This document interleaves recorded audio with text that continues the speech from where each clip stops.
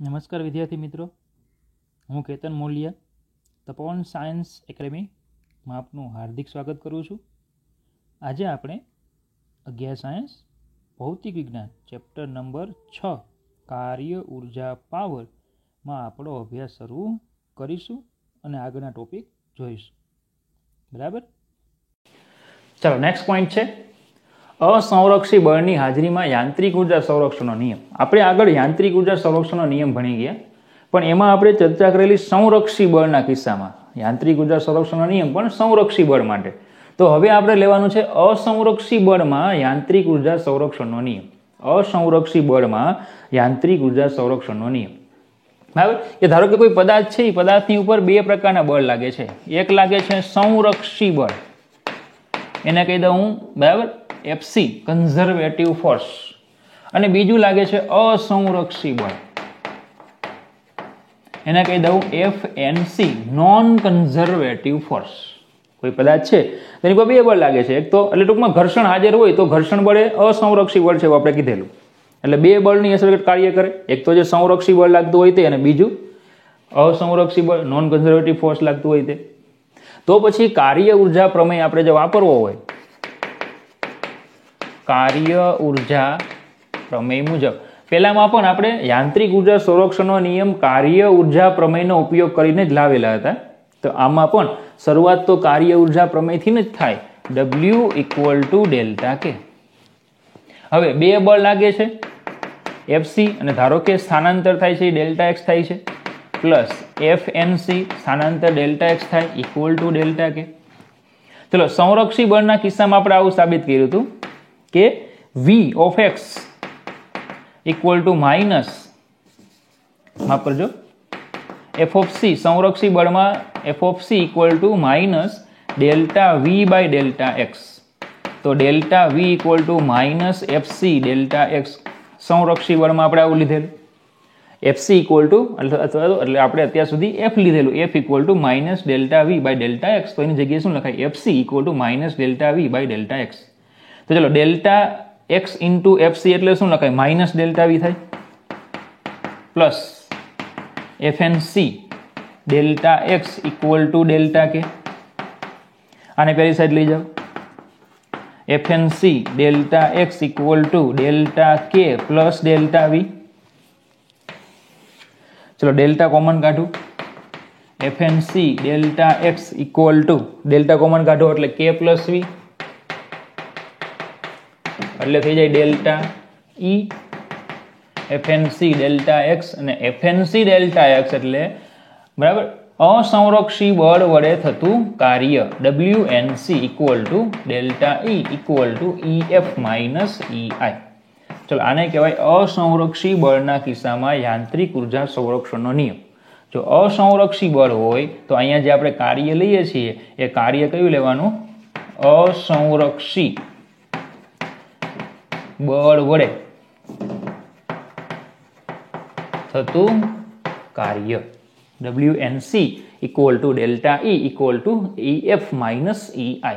WNC એટલે અસંરક્ષી બળ વડે થતું કાર્ય જે માર્ગ પર આધાર રાખે છે, માર્ગ પર આધાર રાખે છે. ખબર પડે ને? જો સંરક્ષી બળમાં તો શું થતું? સંરક્ષી બળમાં તો બોલો ડેલ્ટા E = 0 થતું કે નહીં? સંરક્ષી બળમાં ડેલ્ટા E બરાબર 0 થતું. સંરક્ષી બળ હોય તો એમાં કુલ ઉર્જાનો ફેરફાર કેવો થતો? 0. પણ આમાં 0 થતો નથી, WNC એ ત્યાં આવશે.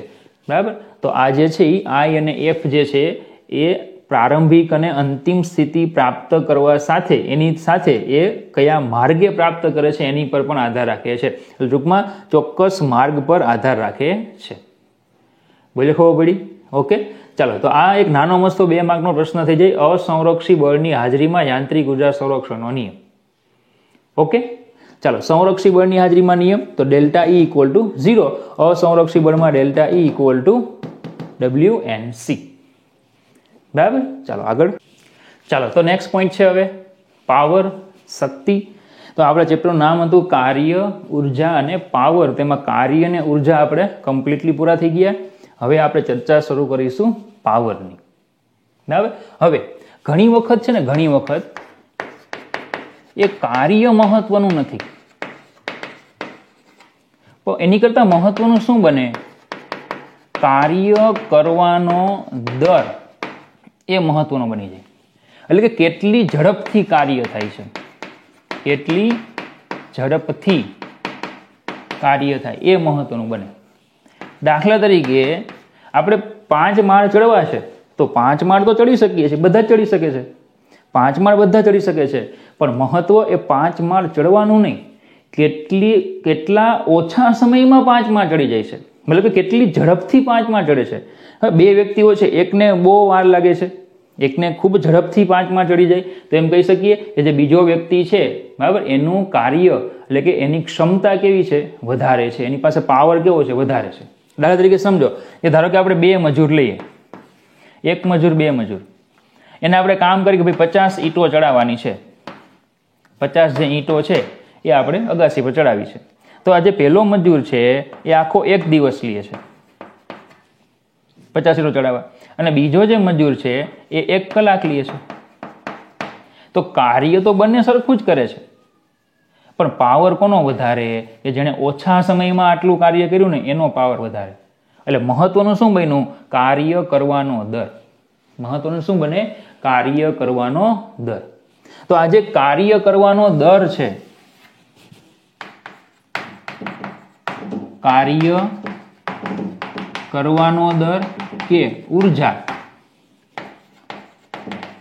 રૂપાંતરણના દરને પાવર કહે છે.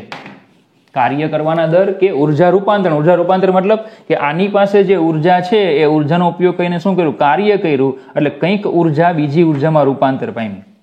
હવે એની પાસે જે ઉર્જા છે એ કઈ હોય, તો કે એમાં સંગ્રહિત આંતરિક સ્થિતિ ઉર્જા હોય, એમાં એને શું કર્યું, કાર્ય કર્યું, એટલે યાંત્રિક ઉર્જામાં રૂપાંતર કર્યું. તો ઉર્જા રૂપાંતરણનો દર એ જેનો વધારે હશે એનો પાવર કેવો હશે, વધારે.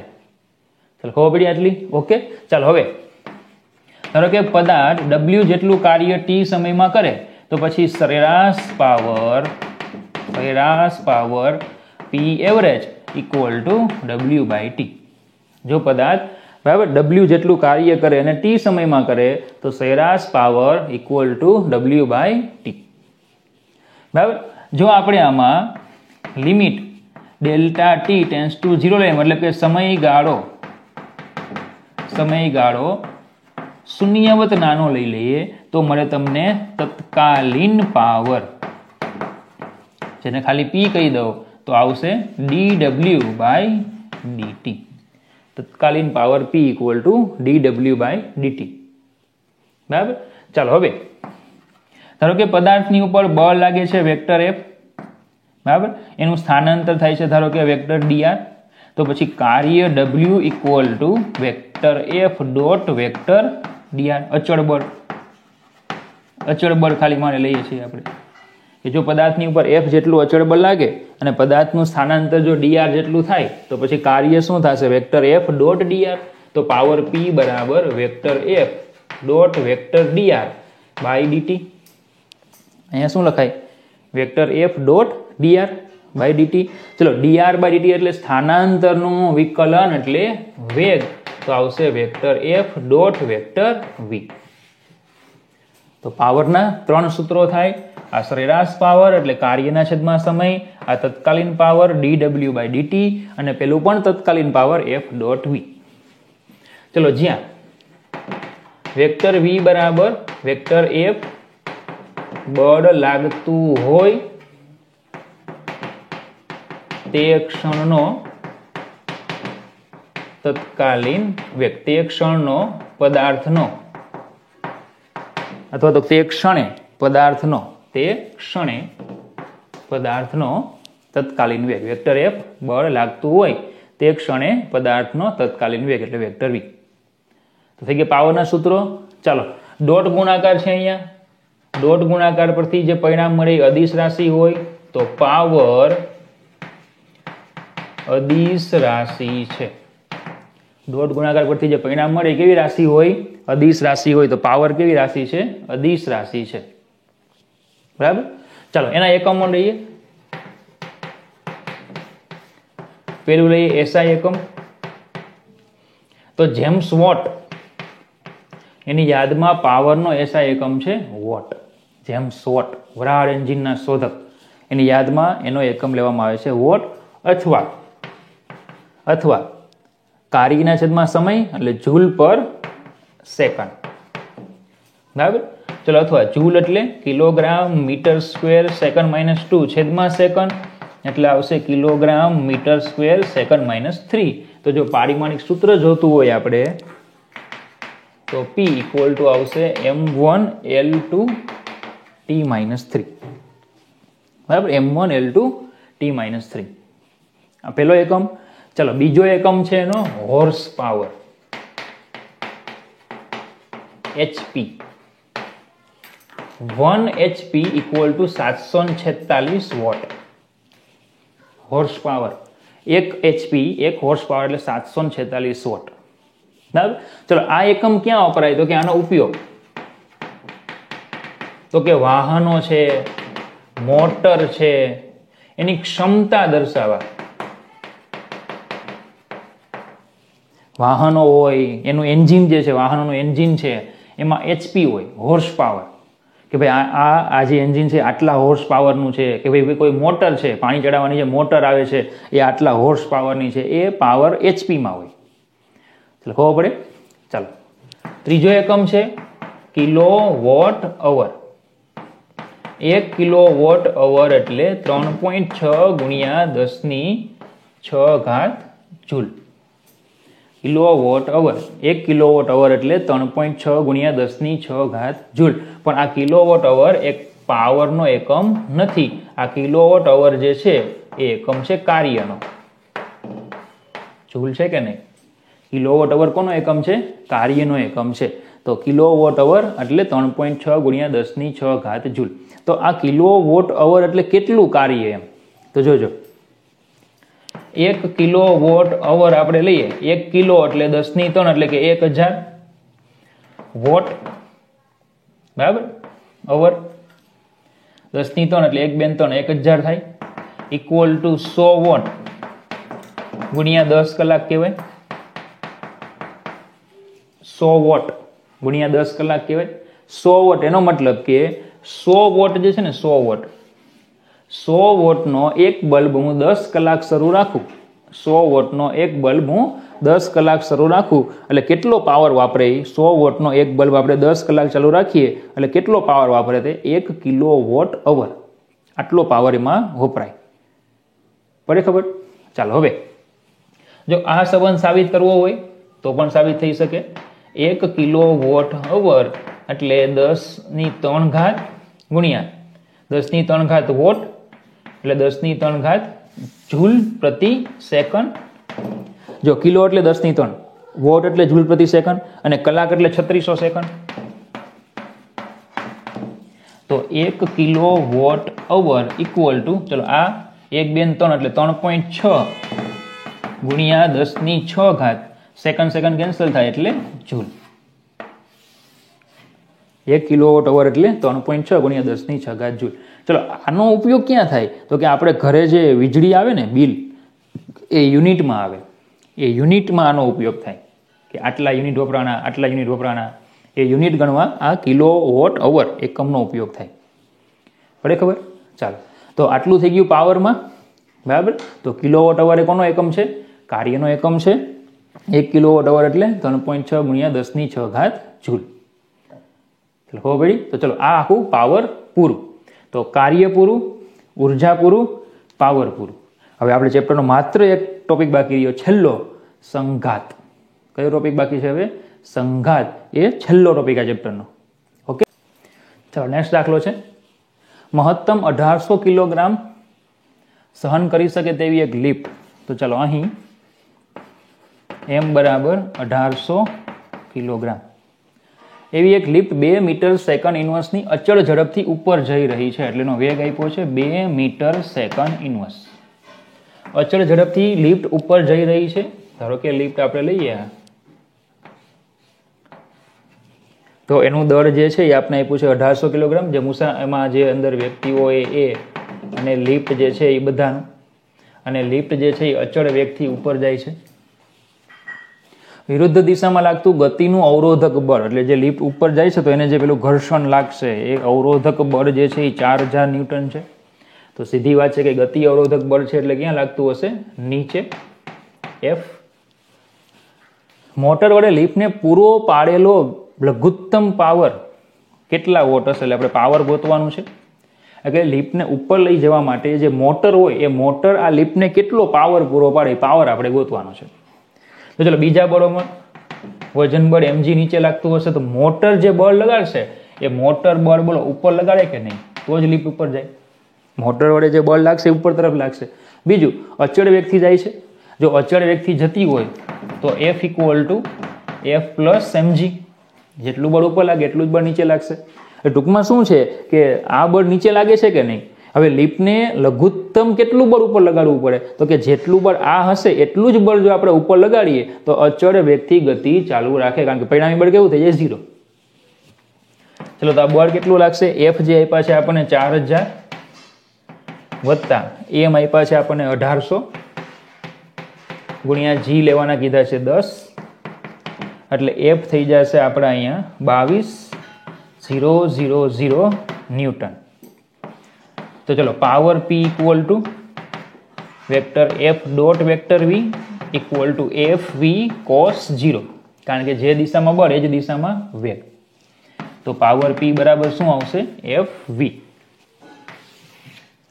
તો પાવર P = F કેટલું આવ્યું આપણું? 22,000 ગુણ્યા V છે 2, એટલે P = 44,000 વોટ.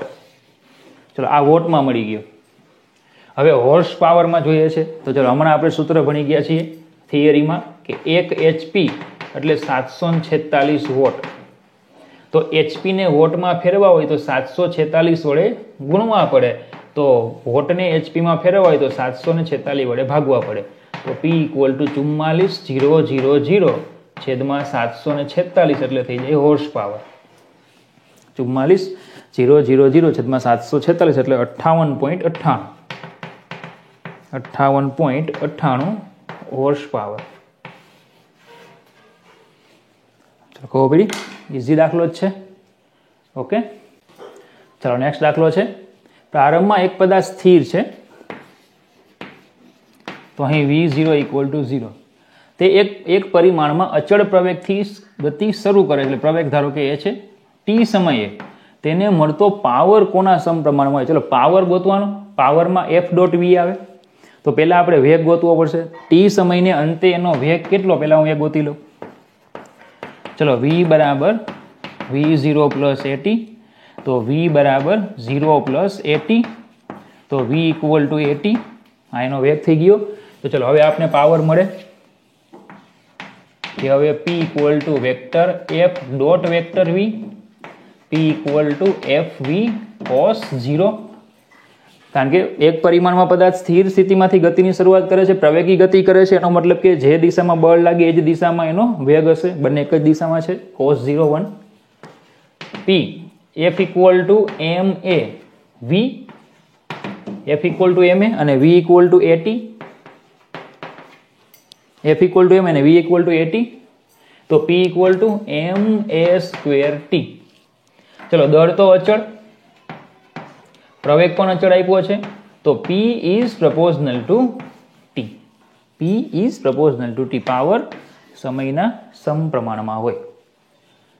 ચલો ખબર પડી? ઇઝી દાખલો છે આ પણ, બરાબર. MCQ છે, એમ તો ચોપડીમાં MCQ આપ્યો છે ABCD ઓપ્શન સાથે. ઓકે, ચલો નેક્સ્ટ દાખલો છે સ્વાધ્યાયનો 6.10. એક પદાર્થ અચળ પાવરના ઉદ્ગમથી અસર હેઠળ એક દિશામાં ગતિ કરે છે. t સમયમાં તેનું સ્થાનાંતર કોના સમપ્રમાણમાં? તો પાવર ઉપરથી સ્થાનાંતર સુધી જવાનું છે, બરાબર. ચાલો તો જોજો. પહેલા પાવર બરાબર કાર્યના છેદમાં સમય. પાવર બરાબર કાર્યના છેદમાં સમય.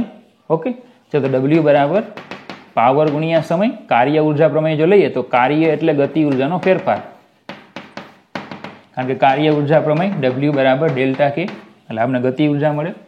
ડેલ્ટા K એટલે અંતિમ ગતિ ઉર્જા, તો એને હું કહી દઉં વેગ અંતિમ જો V હોય તો ½ m v², ને પ્રારંભમાં સ્થિર લઈ લઉં, બરાબર.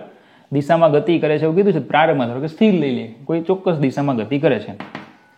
આ p ઇન્ટુ ટી એટલે હાફ એમ વી સ્ક્વેર બરાબર પી ટી, તો V square equal to 2p/m into T, તો v equal to 2p/m raise to 1/2 t raise to 1/2. બોલો વેગ સુધી પહોંચી ગયા. આપણે હજી શું જોઈએ છે? સ્થાનાંતર જોઈએ છે. તો v એટલે dx/dt, કારણ કે વેગ ઉપરથી x પર જવું હોય તો સંકલન કરવું પડે. તો 2p/m 1/2 into t raise to 1/2, તો dx equal to 2p/m raise to 1/2 t raise to 1/2 dt. ચલો ખબર પડી? ઓકે, ચલો સંકલન કરી નાખીએ. આ સંકલન થઈ જશે ઇન્ટિગ્રેશન dx. અહીંયા 2 પાવર અચળ છે, દર અચળ છે, એટલે એ બધું બહાર નીકળી જશે. Integration t raise to 1/2 dt. ચલો અહીંયા સ્થાનાંતર 0 થી x, તો સમય 0 થી t. બરાબર. ચલો આનું સંકલન થશે x 0 થી x, આ થશે 2pm/1/2. ચલો t રેઝ ટુ 1/2 નું સંકલન કરવું છે.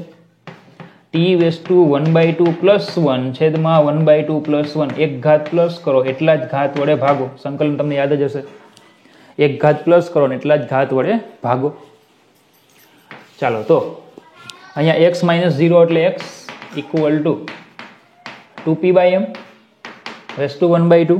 ચલો અહીંયા થઈ જશે 3/2, અહીંયા થઈ જશે 3/2, તો t રેઝ ટુ 3/2/3/2, તો x equal to 2/3 2p/m raise to 1/2 t raise to 3/2. ચલો પાવર અચળ, દર અચળ, p અને m બને તો કેવા છે? અચળ છે. તો x is proportional to t raise to 3/2. Power અને દર બને કેવા છે? અચળ છે. તો x ઇઝ પ્રપોઝનલ ટુ શું આવશે? t raise to 3/2. ફરીથી એક વખત લઈ લે. પાવર એટલે કાર્યના છેદમાં સમય, કાર્ય એટલે પાવર ગુણ્યા સમય, કાર્ય ઉર્જા પ્રમેય, ગતિ ઉર્જાનો ફેરફાર, ફેરફાર એટલે અંતિમ ગતિ ઉર્જા માઇનસ પ્રારંભિક. પ્રારંભમાં વેગ 0 ધારી લીધો, કંઈ ન આપ્યું તો 0 હોય. v સ્ક્વેરને કરતા બનાવ્યા એટલે પાવર ઉપરથી વેગ આવી ગયો, v ને કરતા બનાવ્યા એટલે વર્ગમૂળ લીધું, v ઇક્વલ ટુ dx/dt. ચલો તમને આ ખ્યાલ હશે કે તમને x આપેલો હોય એનું તમે વિકલન કરો એટલે dx/dt થાય, એટલે તમને વેગ મળે. વેગ આપેલો હોય એનું વિકલન કરો એટલે dv/dt થાય, એટલે મળે પ્રવેગ. તો x ઉપરથી પ્રવેગ પર જવું હોય તો વિકલન કરવું પડે, અને પ્રવેગ ઉપરથી x પર જવું હોય તો સંકલન કરવું પડે. હંમેશા યાદ રાખવાનું, એ જે છે હંમેશા યાદ રાખવાનું. વેગ ઉપરથી જો x પર જવું હોય તો સંકલન કરવું પડશે. એટલે વેગ ઉપરથી x પર જવું છે તો સંકલન માટે શું કરવાનું? વેગની જગ્યાએ dx/dt, પેલું તેમને જેમ dt ને પેલી સાઈડ લઈ ગયો, બંને બાજુ સંકલન કરો. t રેઝ ટુ 1/2 નું સંકલન, t raise to 1/2 plus 1 upon 1/2 plus 1 એટલે કે 3/2. ઓકે, ઇઝી દાખલો જ છે. ચાલો નેક્સ્ટ દાખલો છે સ્વાધ્યાયનો 6.13. 2 મિલીમીટર ત્રિજ્યાનું, જોજો અહીં r બરાબર 2 મિલીમીટર, 2 ગુણ્યા 10⁻³ મીટર. ત્રિજ્યાનું વરસાદનું એક ટીપું 500 મીટર ઊંચાઈથી જમીન પર પડે છે. ચલો વરસાદનું એક ટીપું છે 500 મીટર ઊંચાઈથી, એમ કે છે જમીન પર પડે છે. અહીંયા જમીન કહી દઈએ. ટોટલ ઊંચાઈ આપી છે 500 મીટર.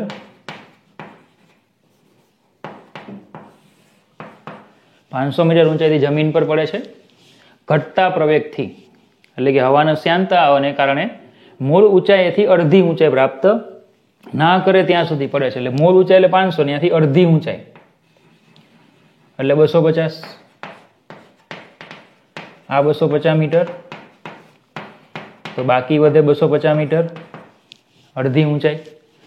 પ્રાપ્ત ના કરે ત્યાં સુધી પડે છે, ત્યાં તે અંતિમ ઝડપ પ્રાપ્ત કરે છે. મતલબ કે પ્રવેગ ઘટતા પ્રવેગથી નીચે આવે છે, અને ઘટતા પ્રવેગથી નીચે આવે છે. તમને એમ થાય કે સર આ બધું શું છે? કારણ કે પ્રવેગી ગતિમાં તો ટીપું મુક્ત પતન કરતું હોય તો પછી પ્રવેગ તો અચળ હોય, એવું આપણે ભણી ગયા છીએ. તો પ્રવેગ ઘટ્યો કેમ? તો એની ચર્ચા આપણે 10મા ચેપ્ટરમાં આવશે, બરાબર, જેમાં આપણે શ્યાનતા વિશે આપણે ભણશું. તો હમણાં એની કોઈ ડિસ્કશન કરવાની જરૂર, તમને દાખલો કોઈ આવડી જાય. ટૂંકમાં એટલું યાદ રાખો, ઘટતા પ્રવેગથી પડે છે, બરાબર. ચાલો, મૂળ ઊંચાઈથી અડધી ઊંચાઈ પ્રાપ્ત ન કરે ત્યાં સુધી પડે છે, ને ત્યાં તે અંતિમ ટર્મિનલ ઝડપ પ્રાપ્ત કરે. ચલો ટર્મિનલ જ્યારે પણ શબ્દ હોય ને ટર્મિનલ, એનો મતલબ કે અચળ. ટર્મિનલ શબ્દ આવે એનો મતલબ શું થાય?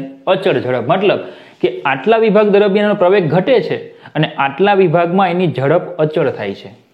આટલા વિભાગ દરમિયાન પ્રવેગ એનો ઘટતો જાય છે અને આટલા વિભાગમાં એની ઝડપ અચળ રહે છે. બરાબર? બધું શું છે? બિલકુલ ટેન્શન નહીં લેવાનું એનું. શું કામ આવું બધું થાય છે? કારણ કે આપણા દાખલાના જવાબના બધાની સાથે કોઈ જ લેવા દેવા નહીં. હું તમને બધું સમજાવીશ 10મા ચેપ્ટરમાં. બરાબર? હમણાં કાંઈ નહીં. ચલો, ત્યારબાદ તે એકધારી ઝડપથી ગતિ કરે. જો એકધારી ઝડપ એટલે અચળ ઝડપ, મેં તમને કીધું આ અચળ ઝડપથી ગતિ કરે. હવે તેની સફરના પ્રથમ અને બીજા અડધા ભાગ દરમિયાન ગુરુત્વાકર્ષણ બળ ટીપા પર થયેલ કાર્ય કેટલું હશે? ગુરુત્વાકર્ષણ બળ વડે કેટલું કાર્ય થાય? તો ગુરુત્વાકર્ષણ બળ કેટલું લાગશે? mg લાગે. ગુરુત્વાકર્ષણ બળ તો કેવું લાગે? mg લાગે. બીજું બધું ભૂલી જાવ, ગુરુત્વાકર્ષણ બળ તો mg લાગે કે નહીં? તો આપણે પેલા તો ટીપાનું દળ જોશે. ક્લિયર? તો પેલા દળ ગોતી લઈએ કે ઘનતા બરાબર દળ ભાગ્યા કદ, દળ ભાગ્યા ટીપો એટલે ગોળો 4/3 πr³. તો ρ ઇક્વલ ટુ 3m/4πr³. તો દળને કરતા બનાવો એટલે આવશે 4πr³ ρ/3. ચલો, ρ એટલે ટીપું શેનું? પાણીનું. કારણ કે વરસાદ એવું કીધું. જો વરસાદ શબ્દનો ઉલ્લેખ થયો એટલે પાણીનો જ વરસાદ પડે ને. આપણે એસિડ વર્ષાની વાત નથી કરવાની. તો પાણીની ઘનતા કેટલી? પાણીની ઘનતા 1, કેમેસ્ટ્રીમાં તમે ભણી ગયા હોય, 1 ગ્રામ પર સેન્ટીમીટર ક્યુબ. પાણીની ઘનતા 1 ગ્રામ પર સેન્ટીમીટર ક્યુબ. આપણે બધું અહીંયા એસઆઈમાં લેતા હોય એટલે પાણીની ઘનતા લેવાની 10⁻³ કિલોગ્રામ પર મીટર ક્યુબ. કેટલી? ρ 10⁻³ કિલોગ્રામ પર મીટર ક્યુબ. કેમેસ્ટ્રીમાં તમે લ્યો છો 1 ગ્રામ પર સેન્ટીમીટર ક્યુબ. પડે ખબર? આપણે લેવાની છે 10⁻³ કિલોગ્રામ પર મીટર ક્યુબ. તો ચલો, m ઇક્વલ ટુ 4 ગુણ્યા 3.14 ગુણ્યા r³ એટલે 8, 2 દુ 4 દુ 8, 10⁻⁹. બરાબર? ઘન છે. ρ એટલે આવશે 10⁻³ ચલો, આટલું કેલ્ક્યુલેશન કરો તમને m મળી જશે 10⁻³ બરાબર 4/3 3.14 8 ગુણ્યા 10⁻⁹ એટલે થઈ જશે 3.349 3 ગુણ્યા 10⁻5 કિલોગ્રામ. બરાબર? 3.349 3 ગુણ્યા 10⁻5 કિલોગ્રામ. ચલો, પ્રથમ અડધું લઈએ આપણે.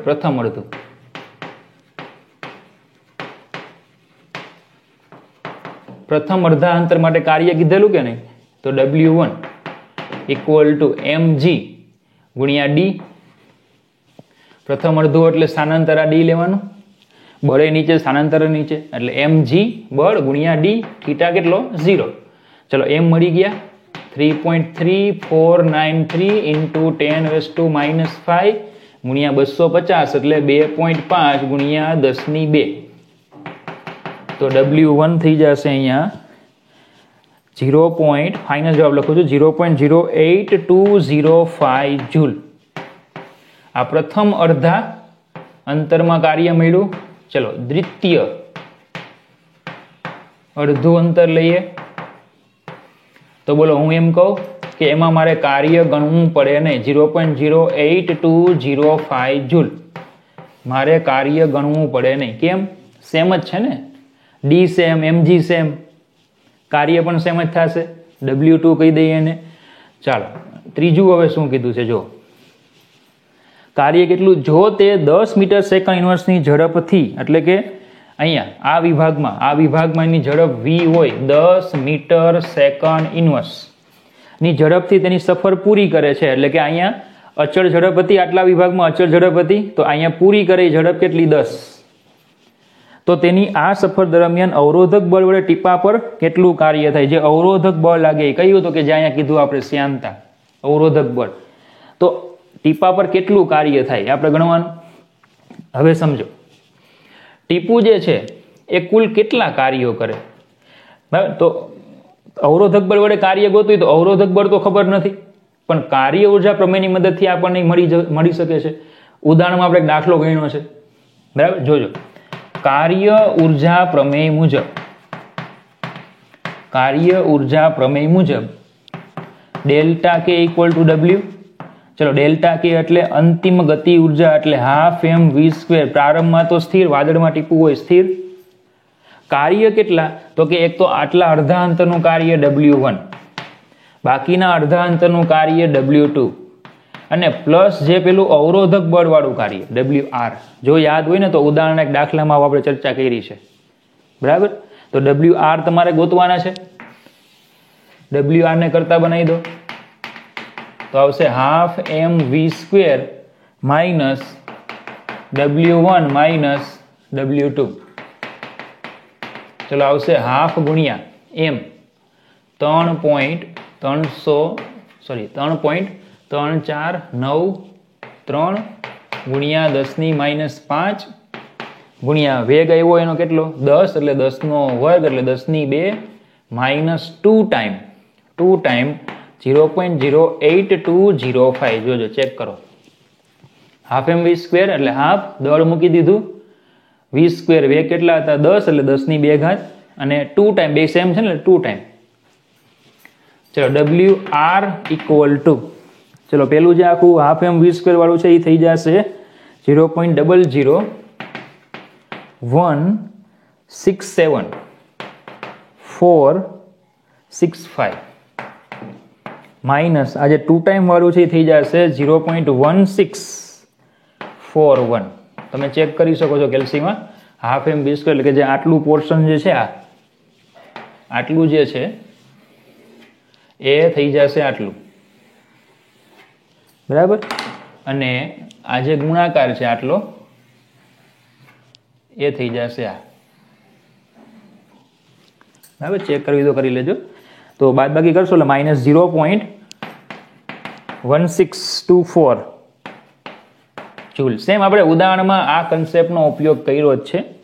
એ જ છે કુલ કાર્ય લેવાનું કે ટીપા વડે ગુરુત્વાકર્ષણ બળ વડે થતું કાર્ય જે હોય તે, ટીપા પર ગુરુત્વાકર્ષણ બળ વડે થતું કાર્ય હોય તે, અને વત્તા અવરોધક બળ વડે. સમજો અવરોધક બળ ક્યાં લાગશે? વિરુદ્ધમાં લાગશે ને, ઉપર. અવરોધક બળ તો ઉપર લાગે, ટીપાનું સ્થાનાંતર થાય નીચે, બંને વિરુદ્ધમાં. તો અવરોધક બળ વડે કાર્ય કેવું આવે? ઋણ. જો ચેક કરો ઋણ જ છે, બરાબર. એટલે ઋણ ઓટોમેટિક આવી જાય. ખ્યાલ આવ્યો? તો આઈએમપી દાખલો છે, બરાબર. આવડે? જો શ્યાનતા બળ અને ટર્મિનલ એ બંને શબ્દોની ચર્ચા આપણે 10મા ચેપ્ટરમાં કરશું, ત્યાં તમને હું આખું સમજાવીશ. જો આમાં ઘટના કઈ બનતી હતી કે આ જે છે ને એ અહીંયા સુધી આવે ને ત્યારે પ્રવેગ એનો ઘટતો હતો, અને પછી અહીંયા વેગ આ વિભાગમાં કેવો થઈ ગયો? અચળ. તો એનો અર્થ એવો થાય કે આ સ્થિતિ એવી હશે કે જ્યાં પ્રવેગ 0 થઈ જશે, અને પછી છેક સુધી એનો જે પ્રવેગ છે ને 0. જોજો હું ગુરુત્વ પ્રવેગ નથી કહેતો, જી નહીં, ટીપાનો પરિણામી પ્રવેગ 0 થશે. કારણ કે ટીપા ઉપર બે પ્રકારના બળ લાગતા હતા. જો એક તો નીચે તરફ બળ લાગતું હતું mg, અને ઉપર તરફ જે બળ લાગે પેલું fr. તો આ fr ને કારણે ટીપાને કંઈક પ્રવેગ હોય, અને આ mg ને કારણે ટીપાને કંઈક પ્રવેગ હોય g. તો ટીપું નીચે તરફ જે ગતિ કરે ને એ પરિણામી પ્રવેગથી ગતિ કરે. બંને બે પ્રકારના બળ લાગે છે કે નહીં? તો નીચે ગતિ થાય એનું પરિણામી બળથી ગતિ થાય, એ બળને અનુરૂપ પ્રવેગ હોય એ આ વાત કરે છે.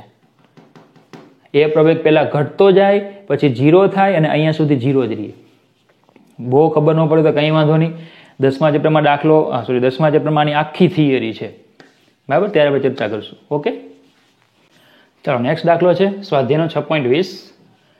0.5 કિલોગ્રામ દળ. તો ચલો અહીં તમને એમ આપેલું છે 0.5 કિલોગ્રામ.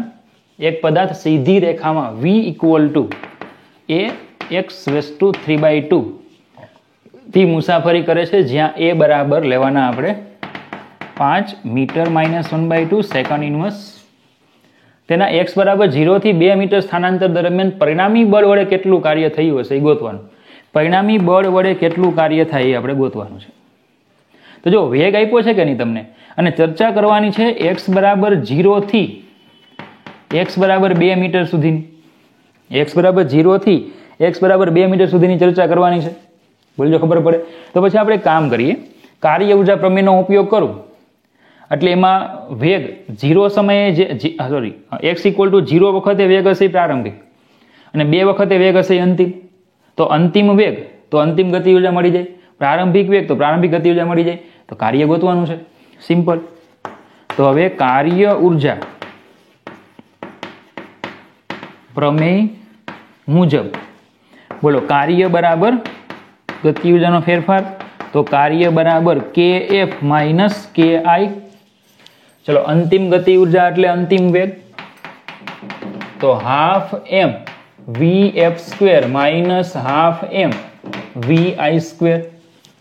ચલો હાફ m કોમન લઈ લઈએ એટલે આવશે vf² માઇનસ vi². ચલો હવે એવું કરીએ, vf અને vi ગોતવાના ને, તો ચલો x બરાબર 0 માટે vi ઇક્વલ ટુ, ચલો અહીંયા 0 મૂકી દો, તો a ગુણ્યા 0 ની 3/2 એટલે થઈ જશે 0. અને x બરાબર 2 માટે vf ઇક્વલ ટુ a 2/3/2 બરાબર.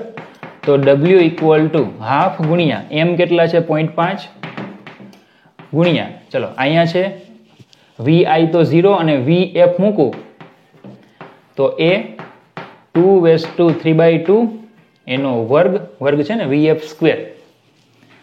તો w ઇક્વલ ટુ હાફ ગુણ્યા 0.5 ગુણ્યા, ચલો a કેટલા મૂકવાના છે 5, એટલે આ વર્ગ છે એટલે બેયને વર્ગ લાગે ને, તો આ 5 નો વર્ગ એટલે 25, અને આને વર્ગ લગાડો તો વર્ગને વર્ગમૂળ કેન્સલ એટલે 2 નો ઘન એટલે 8. તો w થઈ જશે હાફ ગુણ્યા 0.25 ગુણ્યા 25 ગુણ્યા 8 એટલે આવશે 50 જૂલ. બોલો ખબર પડી? સિમ્પલ છે દાખલો. ઓકે.